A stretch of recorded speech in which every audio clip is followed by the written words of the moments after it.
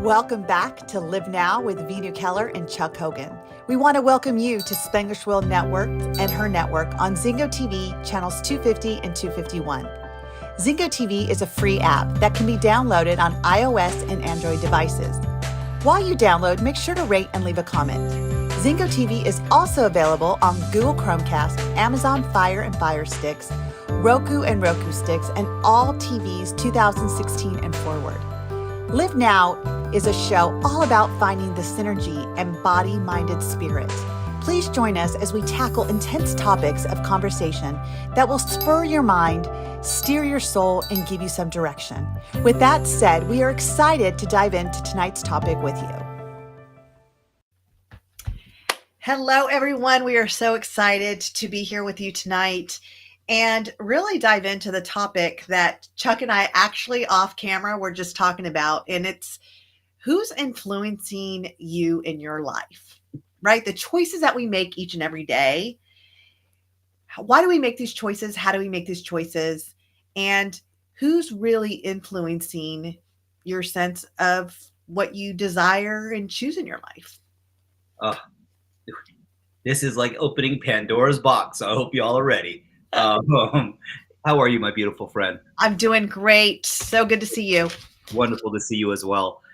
As we were saying, we were just discussing this literally up to the second before we came on live. And this is such a powerful topic of conversation, in particular now.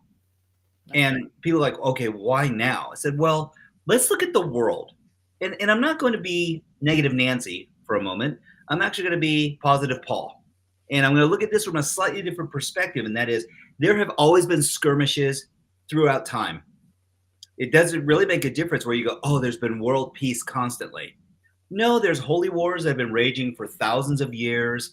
There's nuances where people are feeling leveraged, and I'm talking geopolitically. I'm talking about, relative to actual land and skirmishes and war. If it's civil liberties, civil, respect, human rights, we could go on and on and on. And yet we all have the opportunity of electing who we actually listen to and what we use as our frame of reference for what we feel is an influence. And so, Veenu, can you help our listening audience understand there's this massive variance between influence that's being leveraged on you and influence that you actually elect? I feel like it goes back to how we grow up and the beliefs that are imposed on us, because as a child, our children are innocent. Yes. They're born to us and we do the best that we can with what we have. Plain and simple, all of us parents do. And with that, we install certain beliefs in our children because of the way that we're raising them, until they have the opportunity to go outside the home, into schools, watching more and more TV. Now we have the internet, and that start to shift and question, is this right or is this wrong? And, even going into this is our election year here in the United States of America. And I know we have listeners all over the world, but pertaining to the United States of America, we're going into election year. And it was interesting because I've been listening to this book by Wayne Dyer called Spiritual Solutions to Every Problem. And he literally talked about how people are influenced to choose sides based upon what they feel is right, for what's right. There's a right and there's a wrong, versus just saying, hey, this is just an experience, but I have these beliefs and these values, and that's why they're so strong in one side or the other. And it's really our ego. It's our ego that feels that it has to be right. Most of us will choose, and me too, a lot of times. I hate to say it because I really don't want to be this person, but I'm my growth. But in that frame of, I'd rather be right than kind. And Right. Again, it's the influences around us that, why would someone feel that they're not enough or they're not worthy? Go by the influences. Like, was your parents, where's your teachers telling you at a young age, you know what? You're dumb. You just don't get it. You're so stupid. How many times did you have to hear that till that became your belief because of that influence. And an influence that we trust. So there's a line like you and I talked about last week, the trust, right? So there has to be that line, going back to your question, is it inherited? That line of trust that we've connected to our influence us, and that line of trust to allow them to actually influence you. Absolutely. And thank you, because that's such a brilliant distinction, that when we start to understand that what we're really looking for is connection. Yeah. Uh, Belonging. And we'll settle for connection. Yeah. Because that gives us a sense of belonging. And the interesting part about this is you go, yes, if someone would just recognize me, if someone would just connect with me, and it's like going, okay, so there's a lot of people who are connecting with you, but not in the ways that you desire or need them to connect. Mm-hmm. And the consequence of that is that you have some awkwardness around what it means to actually feel connected to someone or something. Right. It's like unhealthy attachments. It is. And it's all perception, because the truth is that if you're like going, oh, well, I wish someone would talk to me. People are talking to you and speaking with you all the time. Especially in our head. But listen, the 7, and I know there's like 15, but the 7 I acknowledge voices in my own mind. And part of this comes down to this presupposition. To Veenu's point, it's like, who do we trust, number one? And here's where it gets a little sketchy too. Do you trust yourself? Like we talked about last week. That's 1,000,000,000%. Failure to prioritize you actually puts you in a very awkward position. Because what you end up going for is whatever will perceptually feel the need that you feel like you're chasing.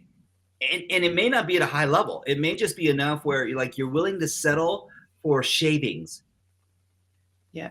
And not the whole log. Like you're like going, oh, so why is this important to understand?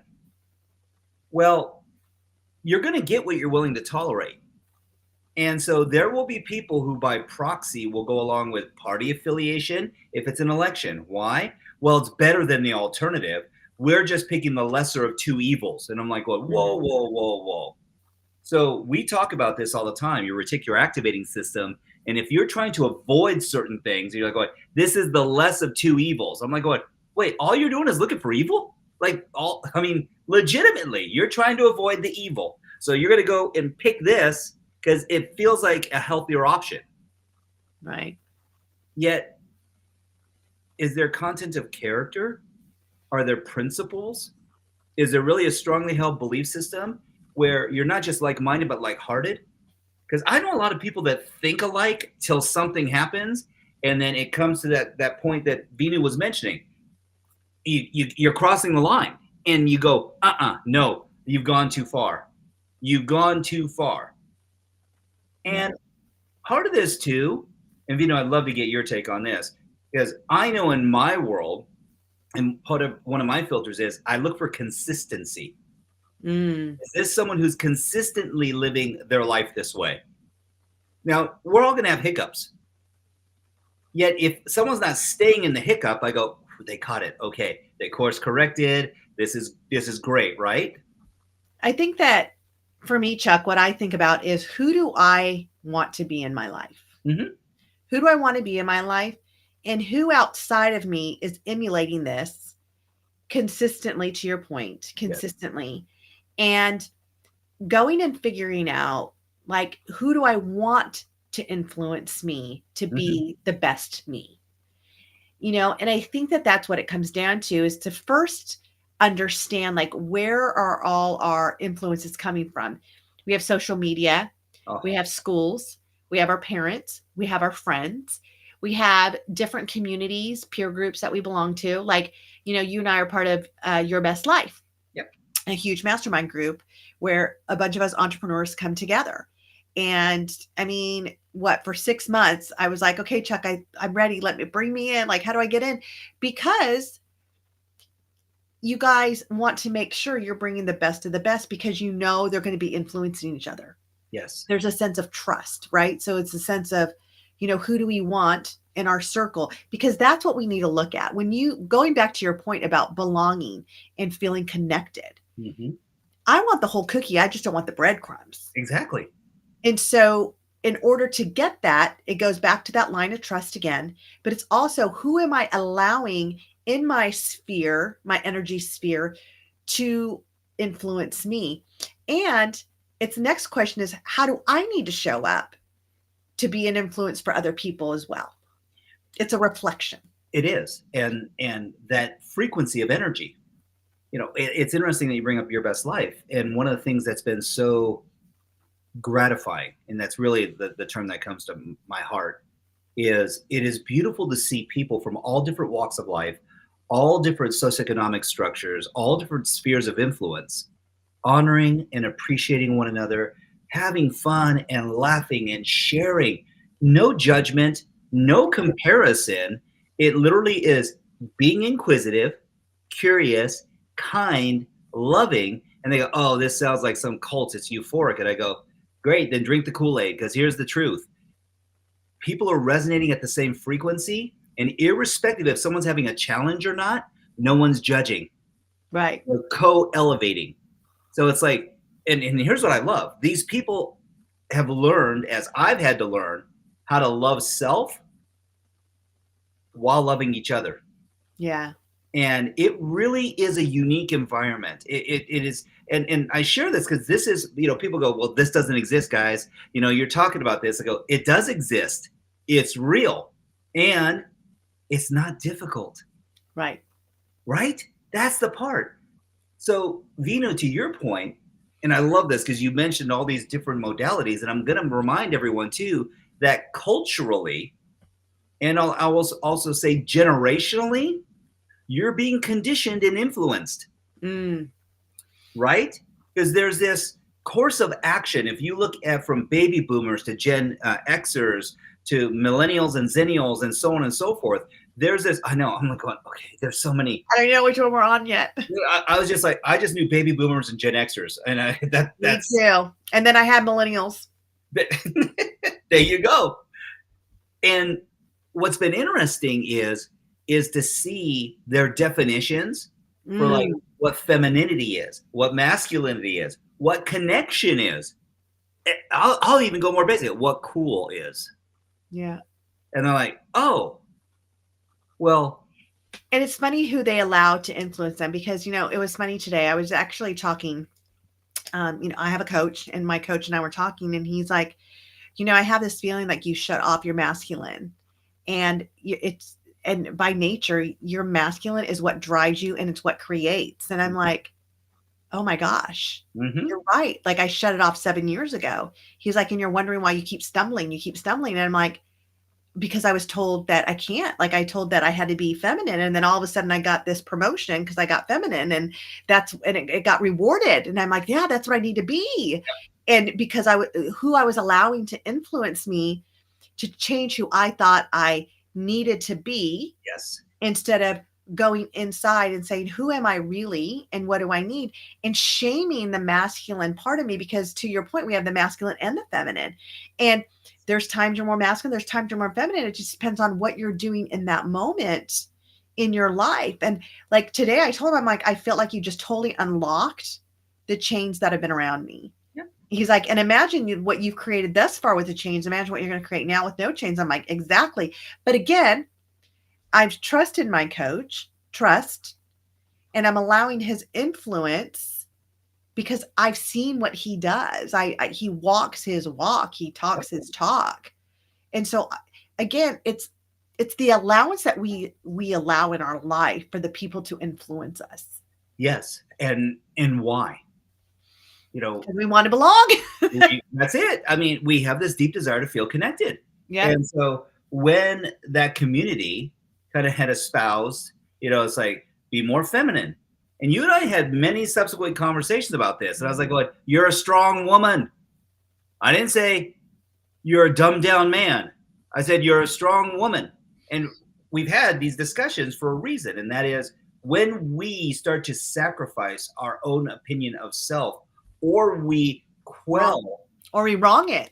Oh, Well, that was the other part, because now, and this is where it gets even more daunting for everyone listening, is when you get rewarded for going in the opposite direction. Thinking it's supposed to be the right direction. Well, because Because that's you someone else's trusted. compass. You trusted. Yes. That's someone else's North Star. Right. That's someone else's, Big Dipper. And that's what they're looking at to navigate the night sky.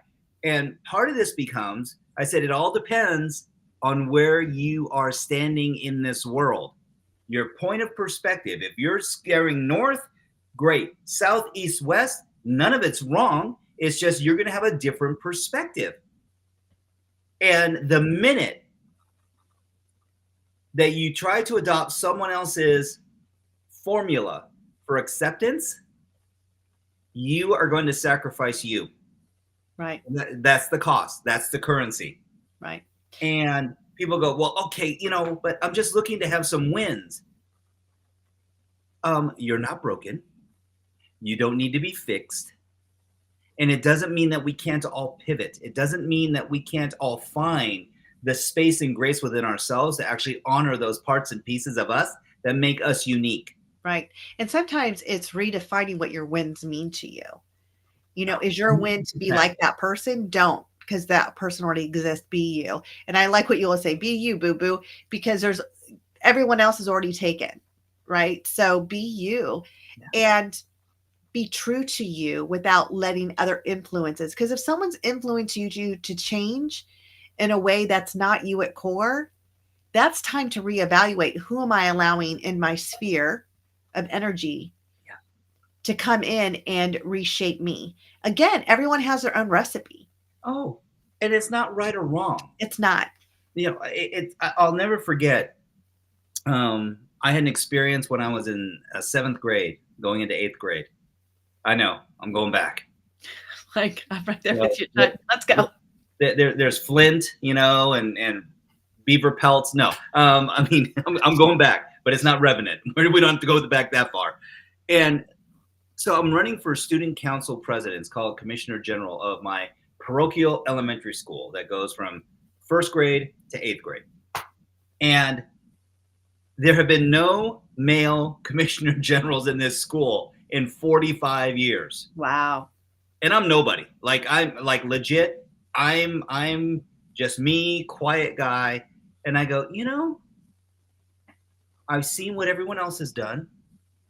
And I said, I'm going to make this about not being a popularity contest. I'm going to make this about being an honest person and calling it as I see it. But I'm going to have the coolest looking badges that had a rainbow and said, over the rainbow with Chuck Hogan. And it's just like, whatever you can think of, we can achieve together. That was kind of like the tagline of my posters and everything. So bottom line was this. I had no preconception that I deserved to be Commissioner General.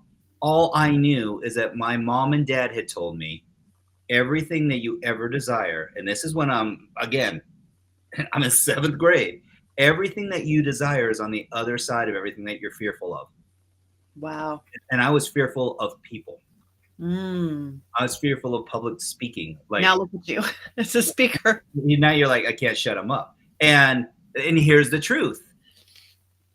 When I'm at an event and I'm not a speaker, I'm not emceeing, I'm quiet and I'm taking notes and I'm observing like a crazy person. Because the fact is, because I was so uncomfortable as a kid, I cultivated this skill of being a highly functioning introvert. Now people go, wait, you have no idea. And I can tell you, there have been times when literally I've been in the back ready to toss my cookies because I was so freaking nervous. Who are you speaking to? And I go, a bunch of 14 to 17-year-olds. And I'm ready to lose my lunch. And it wasn't because of them. Because I didn't want to disappoint anyone. So your old primary question of what you used to ask yourself, why am I not good enough? Why am I never enough? Why can't I get it right? I'm going to tell you that this has a huge influence on who you look to be an influence in your life. Because if you're desiring to have people just adulate you and give you attaboys and this, that, and the other, that's false praise in some instances. And you're also more vulnerable to take it from anybody that'll give it to you. Absolutely. And that becomes your new influence. It's kind of like grooming, if you would, right? Like they tell you everything that you need to hear, and Yes. it feels good, and it's what you've waited to hear, and then you steer that way, and then all of a sudden you're being something that you're not. And I Oh, know, like I played the chameleon game very well for most of my life, and it's funny because I imagined what other people wanted from me, so I became that. And then those people didn't want me because they're like, "Who are you?" I'm like, "Is this what you wanted me to be?" "Oh no, that's not what we wanted you to be." "Oh, I didn't know that." Right? And you keep playing these guessing games, but it comes back down to what you said is wanting to belong, yes. wanting to feel that you're enough as part of a group. You know, And it's funny, Vina, because we know people like this. They're the first ones to speak. They like to be the cut-ups of every single environment. And so I learned how to become a really good listener. And I watched. And it wasn't just what I was hearing. I was watching people's reactions. I was watching their body language. I was watching because it's like they'd say, "Yeah, that's cool." And you're like, "That doesn't feel like it was cool to you." And so I'm like watching all this unravel. And I know this, you and I are wired extremely similarly. Because what can we do in any environment? Go, we can adapt like that. right, You need strong, not a challenge. You need compassionate, not a challenge. They're like, what do you mean, not a challenge? I've seen this woman. She can flip and massage her state of being in a millisecond. And this is a skill that we cultivate as communication is about building rapport quickly. So why is this a great thing and also not so great sometimes. an awkward thing? Because there'll be times when in the need of a moment to help someone transition to a state of being neutral, you may adopt and use strategies, and hear the languaging clearly. You will adopt and utilize strategies that make it appear as that that's your belief system when it's actually a process. And now this person thinks you're their long lost friend for the rest of their lives. And it's interesting, it's almost like Stockholm syndrome, right? It's like they will follow, but the difference is you haven't abused them, you've actually loved on them and given them some praise. And so now how much do they want it? They want it all the time. Right. And we both met people that they go, "Oh, you've been such a positive influence in my life." And they go, what tell me what to do next. I said, you need to become the positive influence in your own life.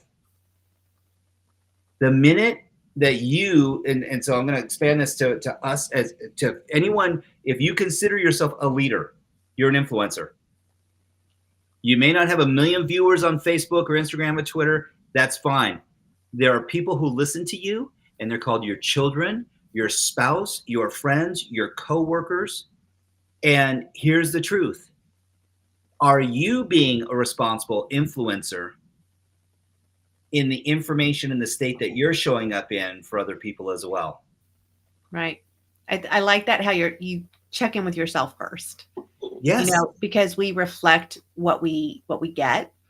And by the way, if you want to comment or join in the conversation, please go to LinkedIn, Facebook, and join in the conversations. Chuck and I can see the comments and questions. So we invite you all to join in on our conversation.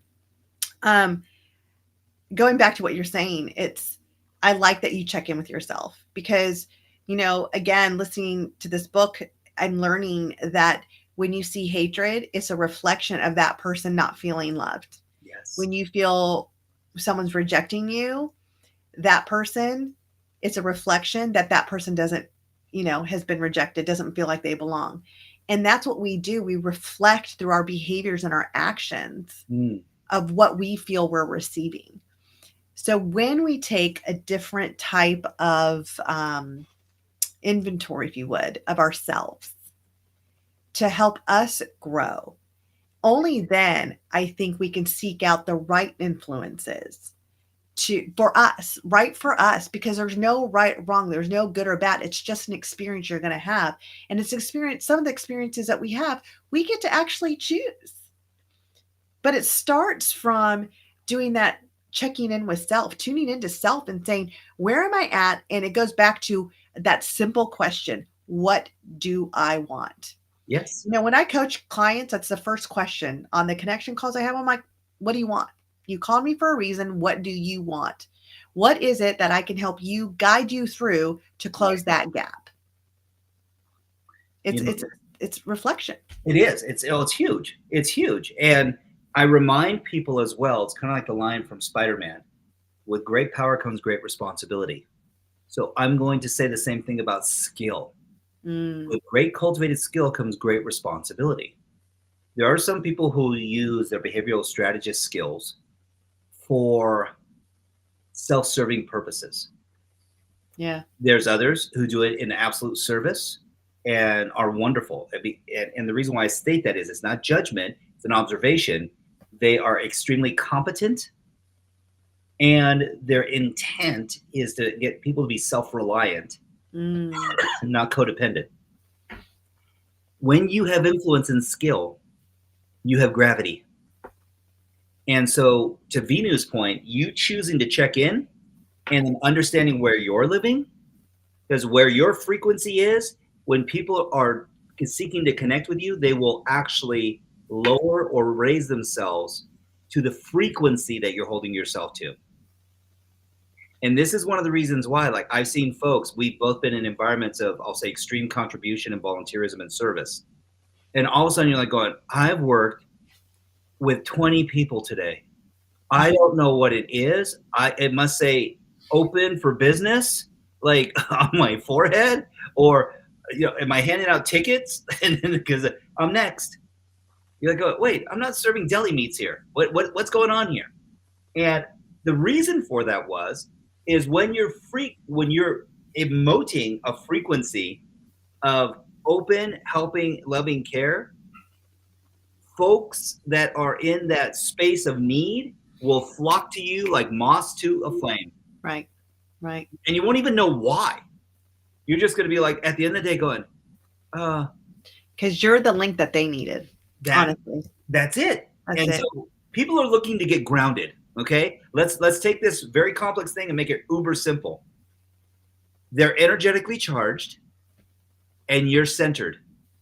Right. So you're like this neutral lightning rod that goes to the center of the planet, and the minute they touch you or connect with you, boom. And then I want to, now we talked about how we get influenced by different people, things, yes, news. How do you influence other people? And here's one of the, that saying that you can give a man fish or you could teach him how to fish. Yes. It's great because if I give you the fish, I'm influencing you to not do anything. I'm on just wait, and wait till something appears. But if I teach you how to fish, I'm influencing you how to take action, how to be independent, how to feast for the rest of your life by the skill that I could teach you how to do. Influencers teach people yes, to have that. They don't believe in scarcity. They believe in the world of abundance. I have a new friend that I met. She came on my show. She's a psychologist. And we just clicked. The first conversation, we just clicked. And she was on my Redefined Parenting. Actually, she's going to be my guest this week again. And she says, Veenu, can you get on a call with me? Because I've shifted from mental health psychology to coaching. And I really want to know how you've developed your business. So I've given her all these tips and she goes, can I just stop and thank you? And I'm like, yeah. And she goes, I can't believe you're doing this. Like I expected a little bit of information, but you're like giving me the whole kit and caboodle. And I said, honestly, I believe in abundance. Absolutely. I said, you and I are on the same mission to help these kids heal in their childhood. And she works more with teens, and I work with all ages, but teens my sweet spot. And I said, and there's a lot of teens out there that need us both. Yes. So of course I want you to expand. Of course I want people to know how to reach you. Of course I want people to know how to touch you, because I don't think I could do it by myself. I'm just one little. I'm just one little channel. I'm just one little conduit. You're another one. Yeah. And that's the mindset. Like, thank you for allowing me to influence you in a way that's going to touch the world. And I don't know if this was your saying or Marlon's saying, but it's teach one, touch one, teach one. Marlon. Yep. You know, and isn't that the truth? Yes. The more we can influence the world, the more we can bring the better good to the world. Listen, it's simple.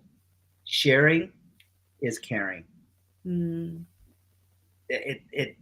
That's the brass tacks of all this, is that when we share, we show we care. Yeah.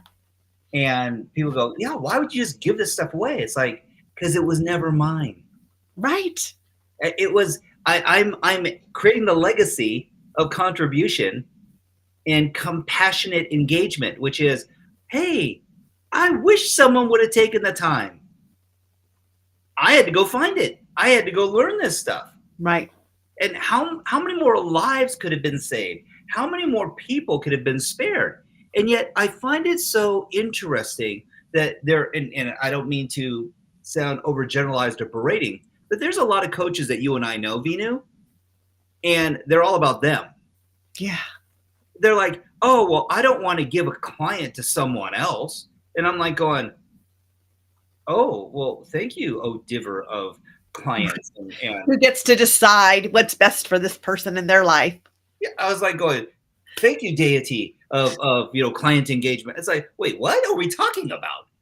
And they were like, well, you know what I mean. I make so much money if I coach them, and if I give them to you, well, I miss out. And I go, oh, okay. Said, I don't want or need anyone that you're actively working with. In fact, come to think of it, haven't I sent like 15 or 20 clients to you? And like, oh, yeah, and I really appreciate that.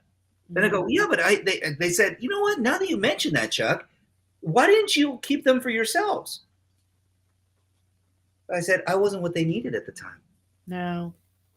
And they're like, wait, what? I said, you heard me. I thought of you, who you are, how you show up. And then a couple days later, they call me back and they go, I feel really guilty. Because there's probably been 15 or 20 times I could have sent someone to you and I didn't. Because I chose to work with him myself. And he goes, and then it wasn't a good fit. It ended up falling off anyway. And I was like, oh. I said, well, thanks for the honesty. You're not angry with me. I said, why would I be? The universe is going to provide to me, karmically speaking, beautiful souls that I get to engage with. And we're going to have a deep, meaningful relationship as long as they're committed. See, I have this belief that everyone comes my way, I'm going to help them. I'm either going to help them personally, or I'm going to help them by giving them the right person to help them. That's right. But either way, I'm helping them. That's it. And that's it. It's sometimes what's best going to help this person. If you really want to help someone, it doesn't have to be you specifically, but it could be you inadvertently by giving them the right person. And that's how I see it. Like, I love these affiliate links. I mean, if I'm going to get something out of it, great. But even if I didn't, I still refer. You know why? Absolutely. Because I look at everything that I refer to different people, I'm helping them. Yes. I'm not even thinking about the person that's getting them. Right. I'm thinking about the person that came to me and said, hey, where should I go? Who should I go to? What is that course worth it? What did that course do for you? And everybody has an affiliate code nowadays. Oh, so it's bananas. If you want to give me one, I'll take it. But I just want you to know, regardless, this isn't even about you. It's about the person that comes in front of me, and I want to help them the best that I can with the knowledge that I have. Right. And if I can't do it and you're that person, they're coming to you. And then you got to assess, are you the right person, or are you going to send them? And even if you send them, if they go down 5 down the line, it still started because they trusted me. Yep.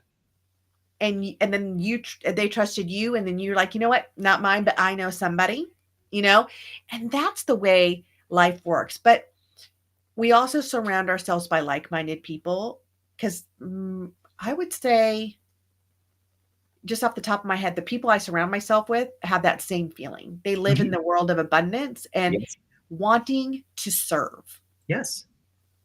The influence goes back and forth is what I was trying to. Well, it's not horse trading. It's actually like being in the most wonderful relationship. Absolutely. It's reciprocated. It, yes, just unadulterated. Yes, and it's about alignment. Yeah. You and I talk about this constantly, and it's motive and intention.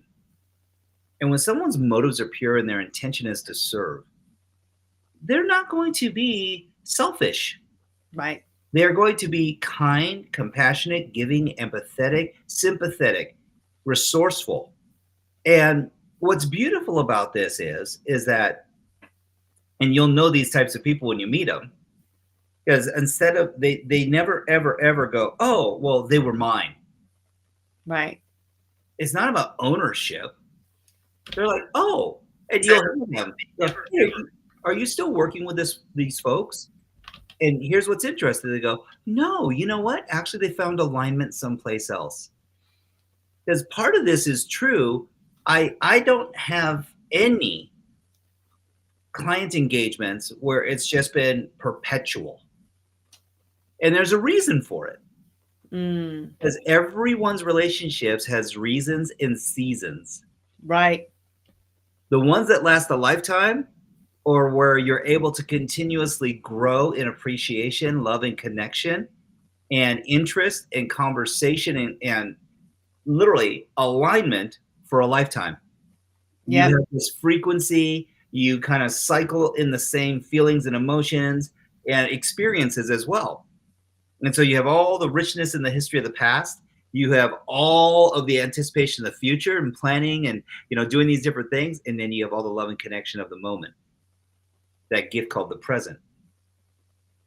And this influence is one that comes from a much higher place than just, oh, that's my girl, that's my guy.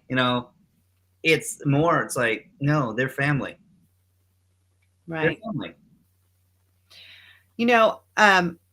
When I think about teens and I think about the people, why parents get so concerned about who they're hanging out with, and I have a lot of kids myself, so I get that. It's because I'm always curious, if my kids have that connection to that person, are they able to influence them in a way that would take away from the character that I believe my child is still creating? Yes. And that's beautiful and well stated. Let's keep in mind that reputations precede some people. Yeah. And it doesn't mean it's true. Correct. Right? So this is where life gets a little sticky. Because, yes, and sometimes we have to extrapolate based on a thumbnail sketch on a very narrow window, and you're looking through this keyhole and going, yeah, they're a jerk. And you're like, going, wait, what? How about all the rest of this richness around them? Because we don't know what their life conditions are. We don't know all these other nuances of what have gone on. And I'm reminded that we get to blame effectively for everything that's beautiful, everything that's challenging. We don't know if someone is struggling. Right. We don't know if there are things going on in their mind, their body, and their spirit. Although, when does someone lack an opinion? Never. I've yet to meet someone that said, I'm agnostic when it comes to giving opinions. No. Well, this is what I do with the parents that I get to coach. I help them dissect the opinion about their son's friend or their daughter's friend. Mm-hmm. Let's get to the point. What is it that you really don't like about them? Well, I saw this happen. How many times? Well, just one time. But if it happened that time, how many more times is it happening? I'm like, I don't know. How many more times? So you have created a story in your head that this child, parents let them do this or do that, and they always get to do it. It's an always. Versus, like, take away the matter of fact, because now your mind is only worked on the always. That probably isn't an always. Right. But you created that. Tell me what you like about the kid. I mean, I don't know. I really don't know him. I said, you don't know them enough to know what you like, but you already know enough about them what you don't like? This, right.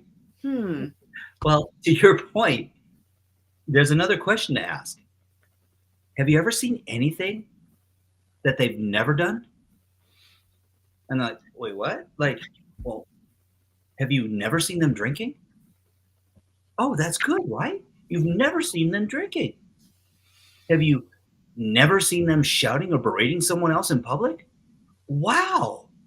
So they're not impolite in public. You've never seen them act in a foul manner.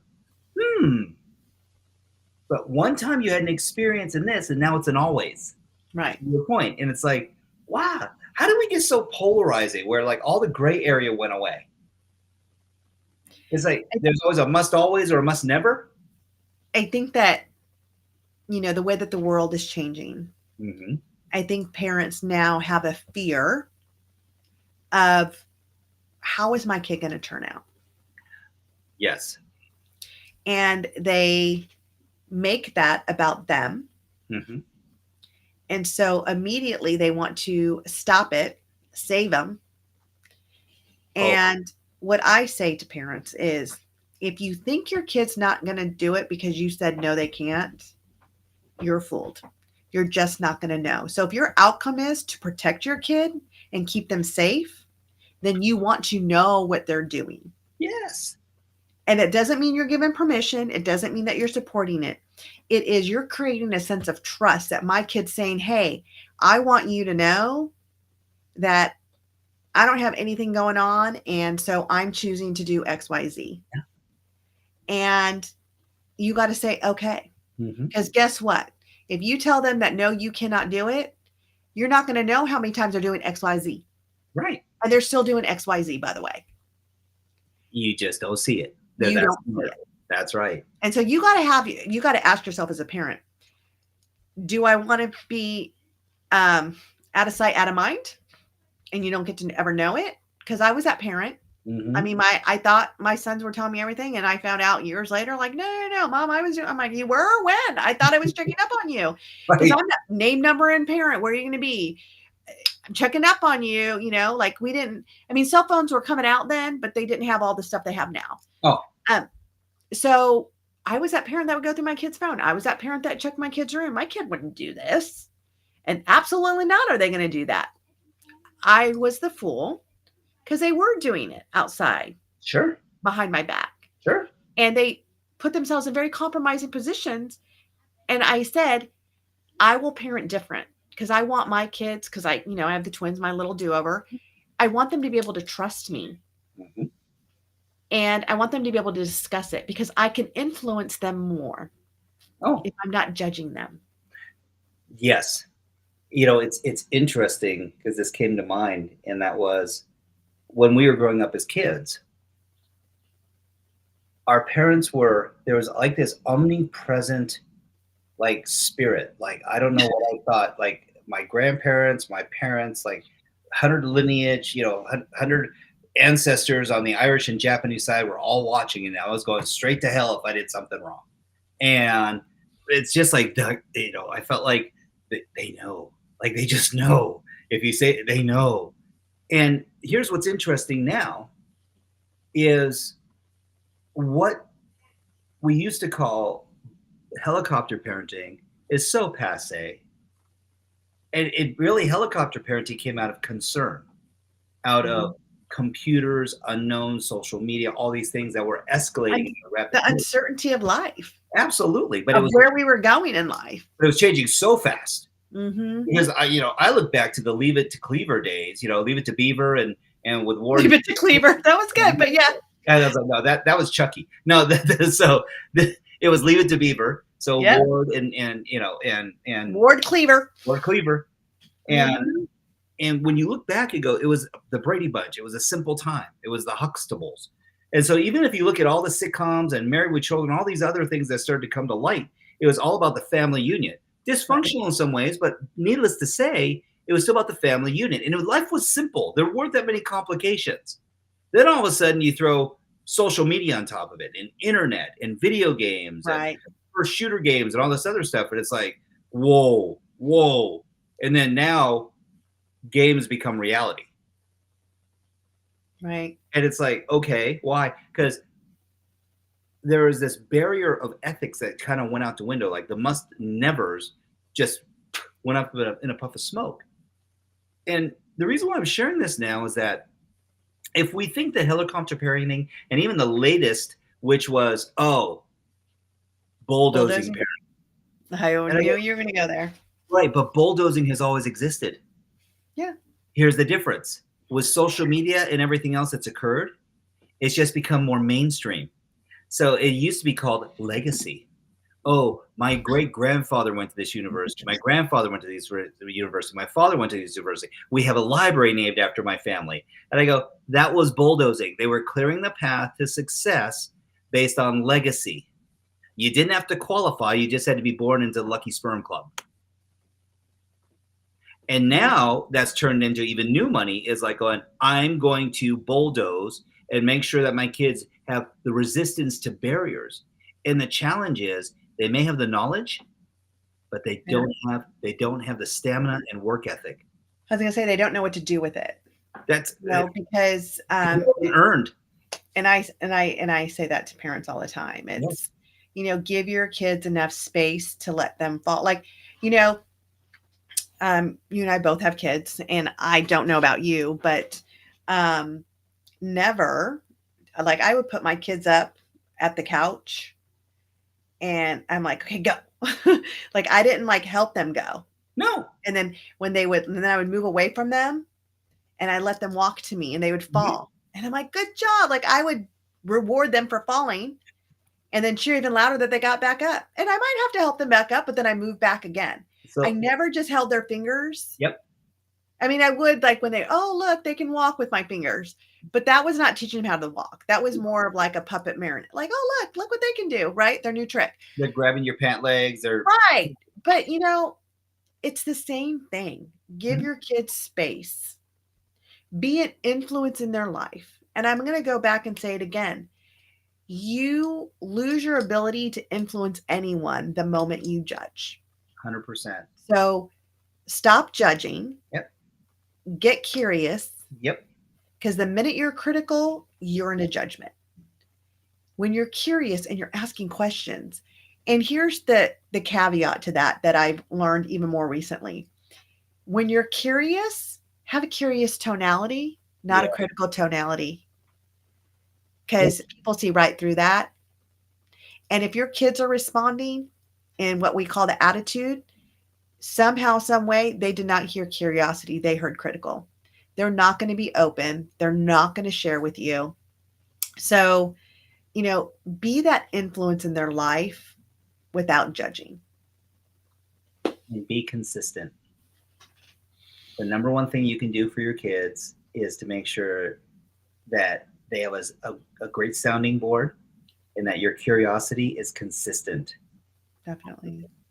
Because if it's bouncing up and down, swinging the pendulum, it's going to create a sense of insecurity because they never know when they're going to trip the live wire. Right. So, I love this conversation with you. So do I. We've been on for a long time on this.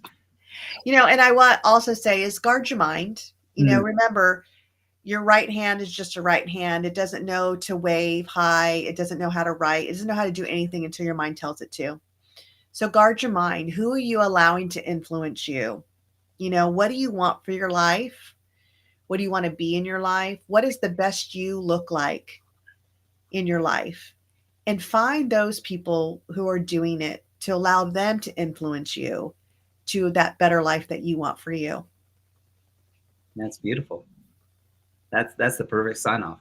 Thank you, my friend. Appreciate you so much. You too, my friend. We'll see you all next week. All the best, everyone.